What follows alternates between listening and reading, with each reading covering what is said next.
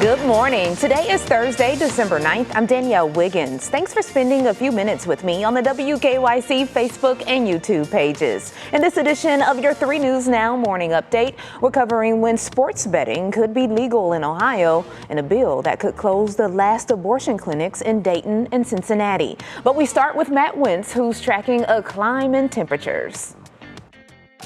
Thanks a lot, Danielle. We've got a big system coming our way Friday and Saturday, so I want to take a look at that. Today's going to be quiet. We'll see increasing clouds, perhaps a little rain, snow as the system zips through the north. Doesn't have a lot of energy with it. What does will be this area of low pressure down to our south. So as we head on into our Friday, we're going to start to warm things up a little bit. We'll also increase those rainfall chances late in the day. So if you have Friday evening plans, plan for some rain around. That rain will turn to full-blown downpours, it looks like, Friday night and Saturday morning. Winds will pick up. It'll become quite gusty Saturday morning. Temperatures also on their way up. We'll likely start Saturday near 60. We'll end up in the mid-60s with a line of showers and thunderstorms that rolls through northeast Ohio during the midday and afternoon hours. By afternoon, the wind will continue to howl, but this time out of the northwest. That will drop our temperatures. So we'll be 60s midday, early afternoon. We're down into the 30s by night, and then a very quiet pattern sets up next week. So big day of changes on Saturday that you're going to want to be aware of. Union Home Mortgage 7-day forecast, 40s today, 50s tomorrow. There's your 60s Saturday. It all comes crashing down Saturday afternoon and evening. And then next week, we set up a very nice, stable pattern. Sunshine, temps in the 40s and 50s. Pretty nice stretch of weather by mid-December standards. Danielle? Thank you, Matt. Well, sports betting in Ohio is only one step away from becoming a reality. It passed the Senate and House and is headed to the governor's office. House Bill 29 would allow casinos, stadiums, bars, and restaurants to apply for a license for sports betting. There is even talk you would be able to use your phone with certain apps to bet.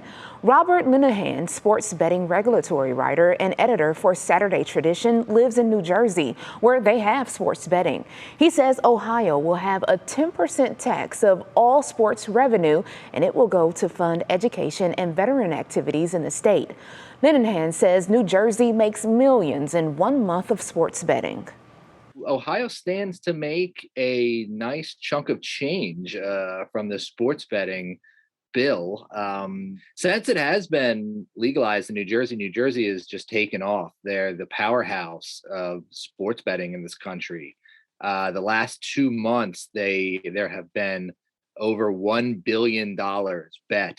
The governor has 90 days to sign the sports betting bill. So we could have betting begin in the first part of 2022 and no later than 2023. The fate of Ohio's legislative maps is now up to the Ohio Supreme Court. The justices heard arguments Wednesday urging them to rule the state's new legislative maps illegal. There are 3 lawsuits that say Ohio's redistricting commission didn't live up to expectations. The attorney hired to defend the maps claims the new process worked and that Ohio is seeing fairer maps because of it. There's no deadline for the court to act, but the maps are supposed to go into effect in February. The Ohio House passed a bill that could soon close the last abortion clinics in Dayton and Cincinnati. Senate Bill 157 passed 59 to 33 and would also require doctors to perform life-saving care on fetuses that survive failed abortions. The bill now heads to the Senate, which is expected to vote on some technical changes made in the House. If the Senate agrees, it will head to Governor Mike DeWine. Abortions are legal in Ohio up to 20 weeks of pregnancy. Turning to COVID-19 news, the number of coronavirus cases in Ohio continues to spike. More than 8,700 people have been diagnosed with COVID-19, according to Wednesday's numbers. That's more than 2,000 people above our 3-week average. Meanwhile, the number of hospitalizations in Ohio is also up significantly. 395 have been hospitalized Wednesday. That's about 25% higher than our 3-week average. The Cleveland Clinic has seen a notable increase in COVID patients in the past month. And unfortunately, we still have a large number of people that are not vaccinated, and that is driving the hospitalizations. Normally, we're in and out in 35 to 40 minutes tops. So we're doubling our times at the hospital. University Hospitals has also noticed an increase and says nearly half of all of its cases are unvaccinated coronavirus patients.